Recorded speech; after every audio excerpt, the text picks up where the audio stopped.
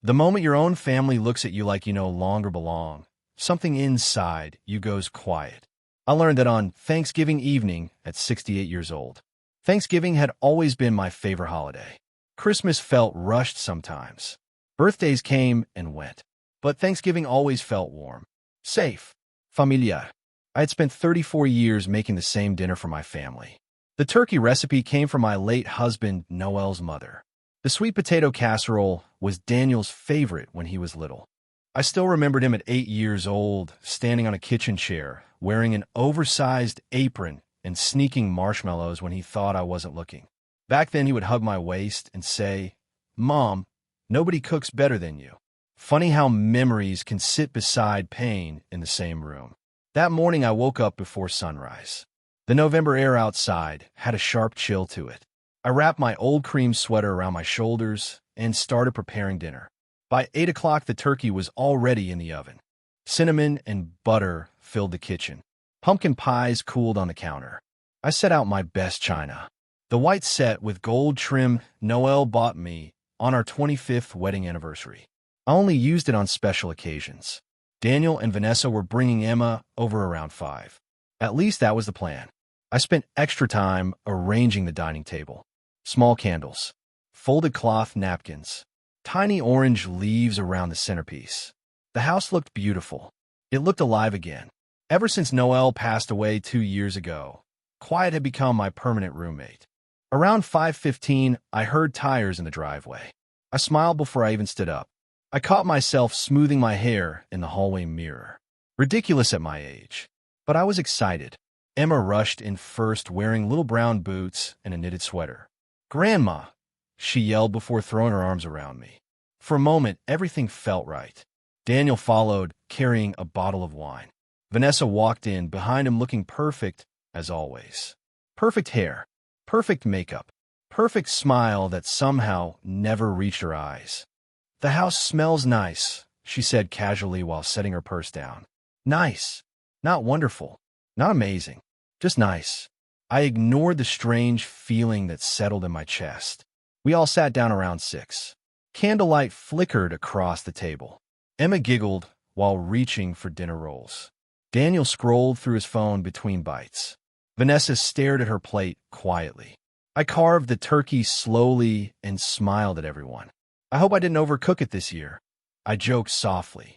Nobody answered. I laughed a little to fill the silence. Then Vanessa looked up at me. Her eyes narrowed slightly. She dropped her fork on her plate. The sound felt louder than it should have. Then she stood up, and what happened next changed everything I thought I knew about my family. Vanessa crossed her arms and looked down at the turkey like it had personally offended her. Then she let out a small laugh. Not a warm laugh. Not the kind that belongs around family dinner tables. The kind that makes a room suddenly feel colder. "Seriously," she said. "This is what you made." Nobody moved. Emma looked down at her mashed potatoes. Daniel glanced up from his phone for half a second before setting it face down beside his plate. I sat there holding the carving knife in one hand, still waiting for someone to smile and tell me this was some strange joke. Nobody did. Vanessa shook her head slowly and pushed her plate forward. "I mean, honestly, Margaret, every year is the same thing. Dry turkey, heavy food. Everything tastes old-fashioned." Her voice was not loud, but somehow every word felt sharp. I looked over at Daniel. I expected him to say something. Anything. I expected him to laugh awkwardly and tell her stop. Instead, he reached for his water glass and took a sip. Then another sip. Suddenly, I noticed how quiet the house had become. The football game still played softly in the living room, but even that sounded far away. The candles flickered in the middle of the table. Emma stared at her napkin. I smiled. I do not know why I smiled. Maybe because sometimes people smile right before their hearts break. "I'm sorry if dinner is not exactly what you hoped for," I said quietly. Vanessa sighed dramatically and leaned back in her chair. "That is not the point." She glanced toward Daniel. "Tell her." Daniel shifted in his seat. He rubbed his hands together slowly. I knew that habit. He had done that since he was little whenever something made him uncomfortable. "Mom," he said carefully, "Vanessa just means maybe things should be different." Different. Such a harmless little word. Funny how harmless words can hide ugly things underneath. Different decorations, different traditions, different holidays, different people. I looked around my dining room, around my home, around the walls Noel painted himself 20 years ago, around the cabinet where I still kept Emma's handprint from kindergarten. Different. Emma suddenly spoke in a tiny voice. Grandma, I like the turkey. Vanessa immediately looked toward her. Emma, eat your dinner. Her tone changed instantly. Sweet but firm. Emma lowered her eyes again.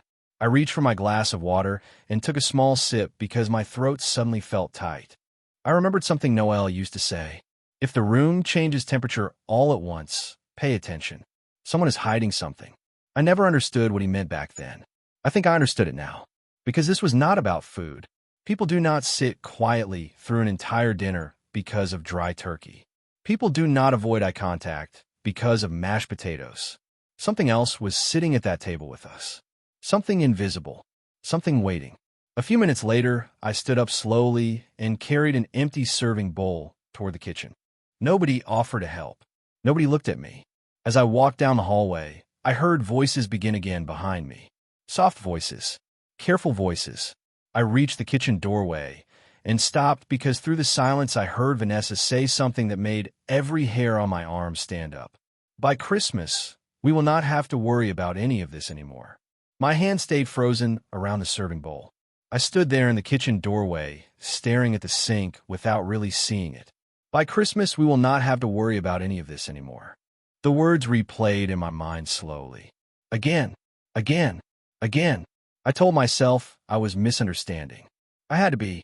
Families say strange things sometimes. Maybe Vanessa meant holiday plans. Maybe she meant money.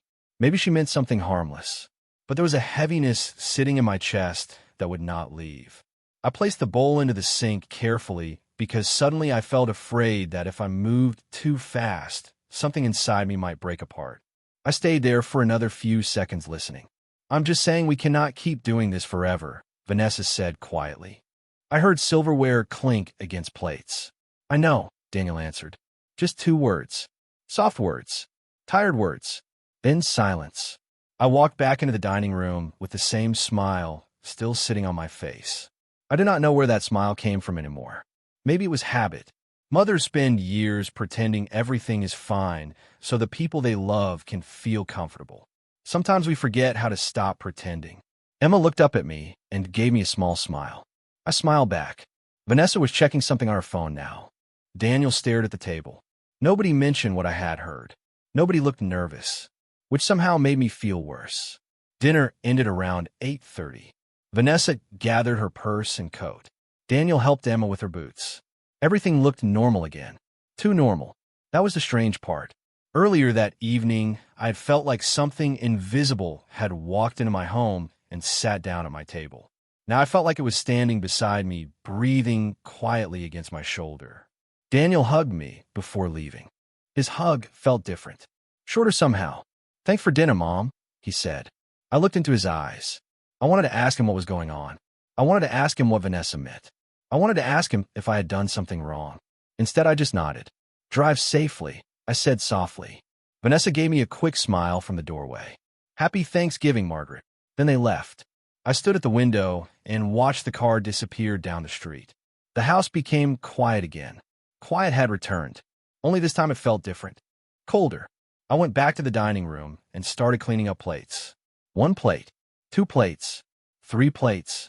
I picked up Emma's plate and noticed she had eaten almost all of her turkey. That made me smile for a second. Then I saw Daniel's plate.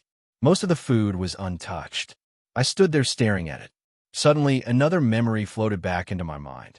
About 8 months earlier, Daniel had come over on a Saturday afternoon. We were drinking coffee in the kitchen when he casually asked, Mom, have you ever thought about downsizing? I remember laughing. I told him I loved my house too much. He had smiled and changed the subject. At the time, I thought nothing of it. Then 4 months ago, Vanessa asked if I had updated my will recently. She said she was organizing paperwork for her own parents and was curious. Curious. Another harmless word. Another small moment. Another puzzle piece. I slowly sat down in my chair and looked around the empty dining room. The candles had almost burned out completely now. Tiny streams of smoke curled into the air. I stared at them and suddenly felt something I had not felt all night. Not sadness, not anger, suspicion. I did not sleep much that night. I lay in bed, staring at the ceiling while shadows from the streetlights moved slowly across the room. My bedroom had felt different ever since Noel passed away. Larger somehow, too quiet. His side of the bed stayed untouched except when I changed the sheets every Sunday morning. Sometimes I still caught myself looking over expecting to see him reading one of his mystery novels with those old reading glasses sliding down his nose. Grief does strange things. It teaches you how to live with silence. But that night's silence felt different. It felt like something was waiting for me. Around 3 in the morning, I finally got out of bed and walked downstairs. I made myself a cup of chamomile tea and stood by the kitchen window. Outside, thin frost covered the grass. The neighborhood looked peaceful. Quiet houses, empty driveways, soft yellow streetlights. Everything looked normal. But my mind kept replaying little moments from the last year. Small things I had ignored. Tiny details that suddenly felt heavier now. About 6 months ago, Vanessa insisted on hosting Christmas dinner at her house for the first time. I remember feeling surprised because she had never cared much about family traditions before. I offered to help cook, but she smiled and told me to relax and enjoy myself. Relax. Another harmless word. Another harmless smile. When I arrived that day, my usual pumpkin pie was sitting untouched in the corner of the kitchen while Vanessa's desserts sat right in the center of the table. I remember Daniel saying, "Mom, Vanessa wanted to modernize things a little." I had laughed back then.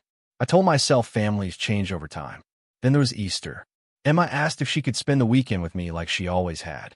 Before I could answer, Vanessa spoke for her. Emma already has plans. Emma looked confused. I remember that now. At the time, I thought maybe I imagined it. Mothers and grandmothers spend years making excuses for the people they love. We become experts at it. We tell ourselves everyone is tired. Everyone is stressed. Everyone is busy. I carried my tea into the living room and sat in Noel's old recliner. His blue blanket was still folded over the side. I pulled it around my shoulders and looked toward the bookshelf across the room. That was when I noticed something strange. A framed picture sat beside the lamp. Me and Daniel at the lake 15 years ago. He had his arm around my shoulders, and both of us were smiling at the camera. I stared at that picture for a long time. Then another memory surfaced. About 3 months earlier, Daniel had been standing in this exact room.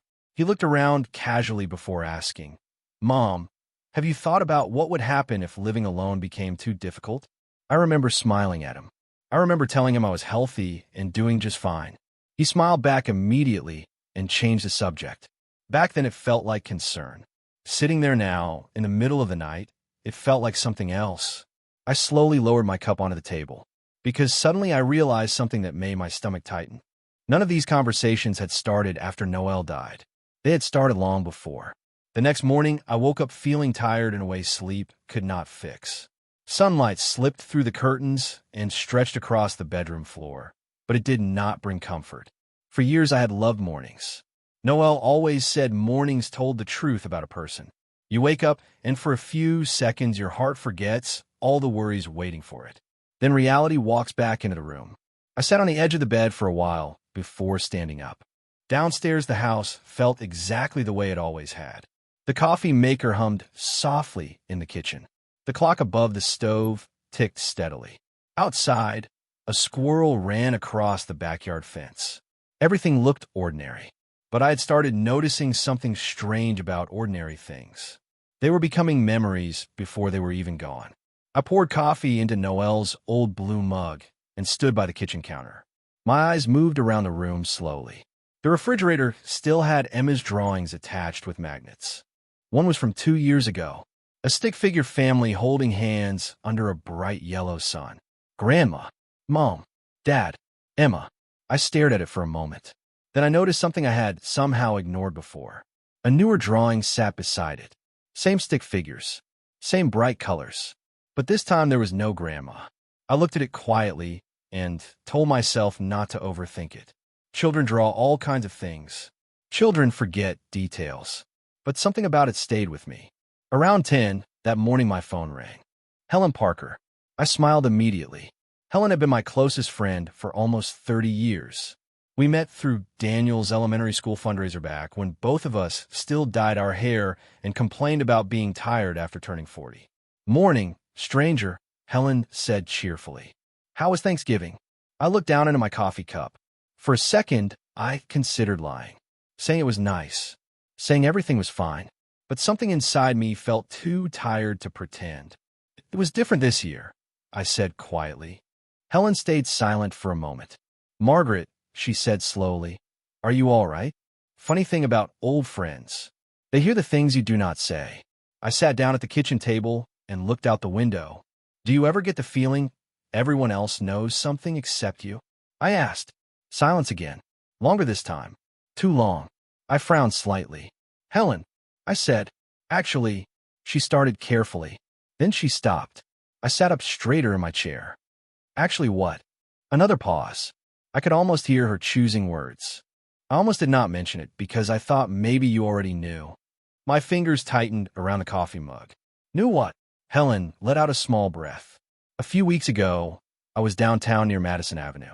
I stopped at Benson Realty because I was asking about my sister's condo. My heartbeat slowed, then sped up. Okay, I said quietly. And Helen hesitated one more time. Then she said something that suddenly made the room feel very small. Margaret, I saw Daniel and Vanessa walking out of the office together. For a few seconds, I said nothing at all. I sat there staring out the kitchen window while Helen's words settled over me like cold rain. Benson Realty. I knew Benson Realty. Everyone in town knew Benson Realty. They handled home sales, property transfers, retirement communities, commercial spaces. My fingers slowly loosened around the coffee mug. Are you sure it was them? I asked quietly. I already knew how ridiculous that question sounded. Helen knew Daniel. She had watched him grow up. She used to bring him birthday cards every year until he turned 30. Margaret, she said softly, I am sure. I looked down at the table. My heartbeat felt strange. Not faster exactly. Just heavier. Maybe they were helping a friend, I said. Or maybe Vanessa was looking for investment property. Even as I spoke the words, I knew I did not believe them. I heard Helen sigh gently. Maybe, she said, but there was something in her voice. The kind of voice people use when they're trying not to hurt you. I hated that voice. We talked for another few minutes before hanging up. She asked McCall if I needed anything. I told her I would. Then I sat there alone at the kitchen table long after the call ended. The coffee had gone cold. Outside, leaves moved across the backyard in the wind. I kept thinking about Daniel. About little Daniel with scraped knees and missing front teeth who used to run into my arms after school. About 16-year-old Daniel asking me to stay awake until he got home because he hated driving at night. About 30-year-old Daniel crying quietly at Noel's funeral while holding my hand. My son, my boy, the same boy Helen had seen walking out of a real estate office with Vanessa. I stood up slowly and carried my mug to the sink. Then I stopped. Something Noel used to say floated into my mind again. When people start hiding things, stop listening to what they say, and start paying attention to what they do. I looked toward the hallway, toward my small office room near the stairs. Suddenly, I remembered something. About a month ago, Daniel came over while I was at church. He had called afterward and said he stopped by because Vanessa wanted to drop off Emma's sweater that had been left behind. I remembered thinking it was odd because Emma had not been over that week. At the time, I brushed it off completely. I walked slowly into my office and looked around. Everything appeared normal. Desk, bookshelf, filing cabinet, family pictures. I knelt beside the bottom drawer of the filing cabinet and opened it. Insurance papers, tax documents, utility bills. Everything looked untouched. Then I frowned. The folders were not in the same order. I stared at them quietly. Maybe I was imagining things. Maybe I was becoming paranoid. But I had organized these files the same way for 15 years. Property taxes in front, insurance next, banking papers behind them. Now the banking papers sat in the front. Slowly I reached toward the back of the drawer. My fingertips brushed against empty space. I froze. Then I pulled out the folders one by one. Property taxes, insurance papers, home maintenance receipts. I looked again, then again. My breathing became slower. Because one folder was gone. The dark blue folder Noel had labeled in his own handwriting years ago. House documents. I sat on the floor beside the filing cabinet for a long moment without moving. I simply stared into the empty space where the blue folder should have been. House documents. Such simple words. Noel had written them in thick black marker years ago with his neat handwriting. He labeled everything. Insurance papers, taxes, car registration. He used to joke that if aliens ever landed in our backyard, they would still be able to find our paperwork without any trouble. I smiled at that memory for half a second. Then the smile disappeared. Slowly, I stood up and searched the office again. Desk drawers, bookshelf cabinets, the closet beside the stairs. I told myself maybe I had moved the folder somewhere else. Maybe I had forgotten. I was 68 now. People forget things. That was what everyone said. But deep down, I knew something felt wrong. I found old birthday cards, Noel's fishing magazines, a box of Christmas ornaments. I even found a grocery list from almost 2 years ago folded between books on a shelf. But I did not find the folder. Around noon, I sat at the kitchen table again and forced myself to think logically. I took out a notepad and wrote 3 questions. Where did the folder go? Who had access to the house? When did it disappear? I stared at the questions for a moment. Then I laughed softly to myself. There I was, Margaret Collins, 68 years old, sitting in her own kitchen acting like some detective in a television show. The thought would have been funny another day. Not today. I wrote down names anyway. Helen had not been here in months. Emma only played upstairs or in the living room. The church cleaning service never came in my office. That left Daniel. Daniel with his spare key. Daniel who had stopped by while I was at church. Daniel who had asked strange questions over the past year. I stared at his name for a long time. Then I crossed it out immediately. My hand moved almost on its own. No, not Daniel. I pushed the notebook away. Because some thoughts feel impossible even when evidence sits directly in front of you. Around 2 in the afternoon, my phone buzzed. Daniel. My stomach tightened immediately. I looked at the screen for several seconds before answering. Imom. His voice sounded normal. Calm. Familiar. Iswa y Surat. There was a brief silence. Just checking on you, he said. You seemed quiet last night. I looked out the kitchen window. The wind moved tree branches back and forth slowly. I was tired, I said. Long day, right? Silence again. Then he cleared his throat. Mom, I was actually wondering something. My fingers tightened slightly around the phone. What is it? I asked. Have you ever thought about organizing some of your paperwork? I felt something inside my chest stop completely. Just for 1 second. Then start again. Slow. Heavy. Paperwork. I repeated. Yeah, he said casually. Things like bank documents. House stuff. You know, just in case. Just in case. There were those harmless words again. I closed my eyes slowly, because suddenly I was no longer wondering whether something was happening. I was wondering how long it had been happening. After the call ended, I sat there staring at my phone until the screen turned black. I could still hear Daniel's voice in my head. Calm, careful, casual. The same voice he used years ago when he came home late in high school and tried explaining why he missed curfew. Except back then I always knew when he was hiding something. Mothers know. We always know. We just spend years pretending we do not. I slowly placed my phone down on the kitchen table and looked around the room. For the first time in 36 years, this house did not feel entirely mine anymore. That feeling settled into me quietly, like rain soaking through fabric one drop at a time. I stood up and walked toward the office again. I wanted to look through everything one more time. Slowly this time. Carefully. I opened desk drawers and sorted through papers one by one. Utility bills, church donation receipts, insurance renewals. I moved through stacks that had not been touched in years. Then I stopped. Tucked beneath an old tax envelope sat a thin white sheet folded in half. I frowned because I did not recognize it. I unfolded the paper carefully. At first I thought it was junk mail. Then I saw a company logo near the top of the page. Benson Realty. My heart began beating harder. Not faster. Harder. I sat down immediately. There was not much on the paper. Just a printed appointment confirmation. No details about property listings. No prices. No addresses. Just a date from 3 weeks earlier and one sentence near the bottom.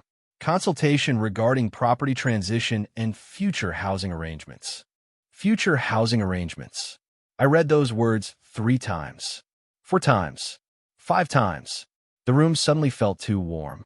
I stood up and opened the window beside the desk, even though cold November air rushed inside. I needed to breathe. Property transition. Future housing arrangements. I repeated the words quietly to myself. Property meant houses. Housing arrangements meant living somewhere else. I sat back down slowly. Maybe they were planning something for themselves. Maybe Daniel and Vanessa wanted to move. Maybe I was making connections that did not exist. Then another thought arrived. Slow, quiet, heavy. If this had nothing to do with me, why was the paper inside my office? Why was it hidden beneath old documents? Why was my house folder missing? I looked toward the family photographs sitting on the bookshelf. There was one from Emma's 8th birthday, one from Daniel's wedding day, one of Noel standing beside his garden, smiling under the summer sun. I stared at Noel's picture for a long moment. Then I remembered something he told me a few years before he passed away. We were sitting on the porch drinking lemonade one evening. He looked at me and said, "Margaret, if something ever feels wrong after I am gone, promise me you will not ignore it just because the truth hurts." Back then I laughed and asked why he sounded so serious. He smiled and squeezed my hand.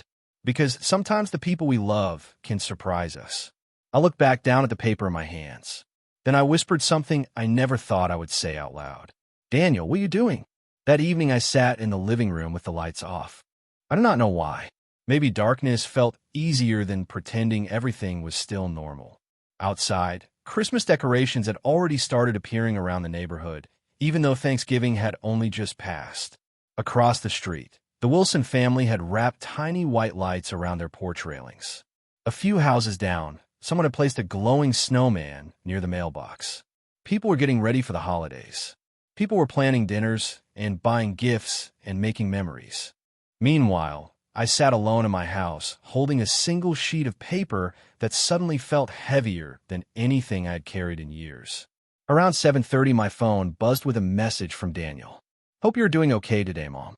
Emma wanted me to tell you she loved dinner." I stared at the screen for a long moment. I looked at his picture beside the message. It was taken last summer at the lake. He was smiling beside Emma with sunglasses resting on top of his head. He looked happy, normal. I remembered when he was 5 years old and got lost for 20 minutes at a county fair. I remembered finding him sitting beside a lemonade stand crying because he thought he would never see me again. The moment he saw me, he wrapped both arms around my neck and would not let go. I remember whispering, "I will always find you." Funny how memory works. Sometimes it gives you comfort.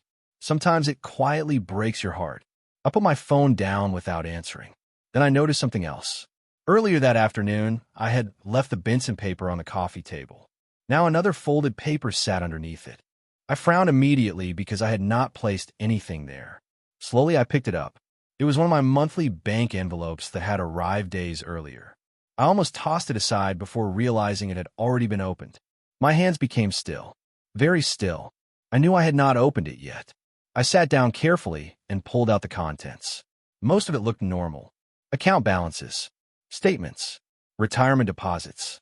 Then I saw handwriting near the bottom corner. Small handwriting in blue ink. Vanessa's handwriting. I knew it immediately because every Christmas gift label she ever wrote had the same slanted letters. It simply said, "Ask about joint account options." I stared at those words and suddenly felt cold all over. Not because of the weather. Not because of the open window across the room. Because suddenly every harmless conversation from the past year stopped feeling harmless. Downsizing, paperwork, housing arrangements, future planning. They were not random moments anymore. They fit together now, slowly, perfectly, like pieces of a picture I never wanted to see.